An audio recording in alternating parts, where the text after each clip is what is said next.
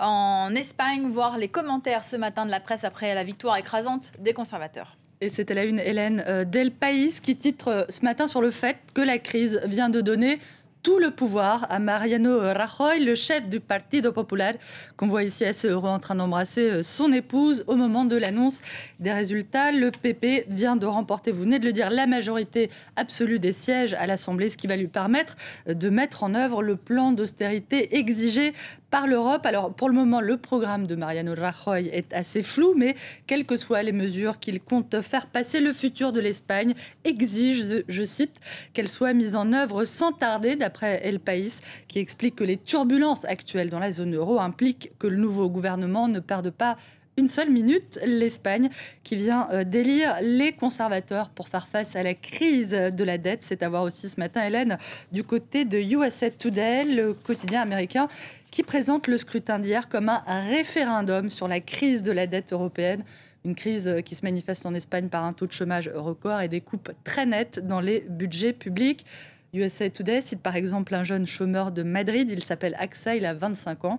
Pour lui, l'Espagne a besoin de changement et un changement qui survienne vite, ce à quoi Mariano Rajoy lui a déjà répondu en déclarant qu'il n'allait sans doute pas faire de miracle. Les médias étrangers qui commentent également largement ce matin les affrontements place Tahrir au Caire qu'ont fait au moins 15 morts dans le week-end.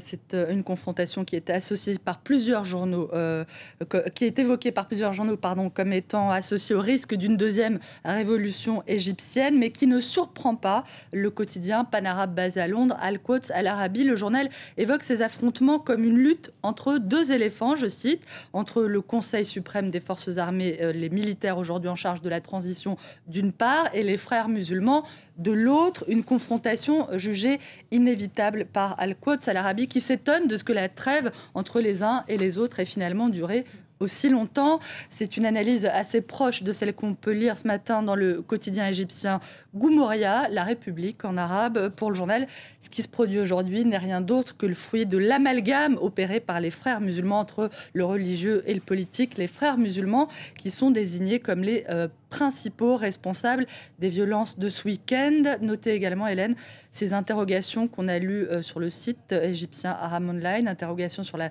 tenue des élections à partir de dimanche prochain.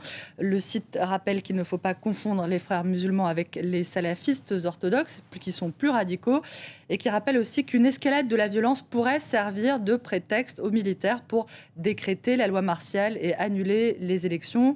Aram Online rappelle également que c'est précisément ce qui s'est passé en 1954, quand les officiers libres qui avaient renversé la monarchie 2 ans auparavant avaient fini par liquider l'ensemble des partis politiques. Et des doutes sur ces élections, eh bien, c'est partagé également par le Jérusalem Post ce matin. Le quotidien conservateur israélien fait part de ses doutes sur la façon dont les choses sont en train de se dérouler, dont la transition est en train de se dérouler, au point de se demander si le fait d'organiser coûte que coûte ces élections ne risque pas d'avoir pour conséquence qu'elles seront sans doute les premières, mais aussi les dernières élections libres de l'histoire égyptienne. Alors, à première vue, écrit le journal, les manifestations d'hier ressemblaient à un sursaut démocratique légitime, à une lutte contre une junte démoniaque, je cite. Mais ces élections sont-elles une vraie opportunité historique? Vont-elles apporter plus de stabilité dans la région? Vont-elles faire avancer le droit des femmes et des minorités comme les Coptes?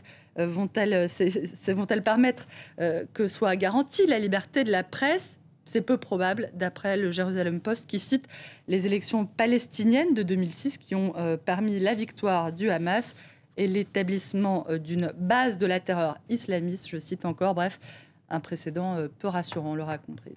Et globalement, le printemps arabe traverse une période délicate. C'est à voir pour terminer avec un dessin du Guardian. C'est un dessin, Hélène, où on voit un arbre de la Révolution qui aurait perdu toutes ses feuilles. Une vision assez pessimiste de ce printemps arabe qui se serait transformé en automne. À voir aussi, pour terminer, côté dessin, Hélène, au sujet cette fois d'une éventuelle comparution de Saïf al-Islam devant la justice de son pays. Un petit croquis de The Independent qui montre le fils de Kadhafi au pied d'un gibet où l'on est en train d'attacher la corde pour le pendre. Une corde qui forme ces mots. Procès équitable. Merci beaucoup, Hélène. C'était la revue de presse internationale. On passe maintenant au rappel des titres. On peut s'attendre à un nouveau bras de fer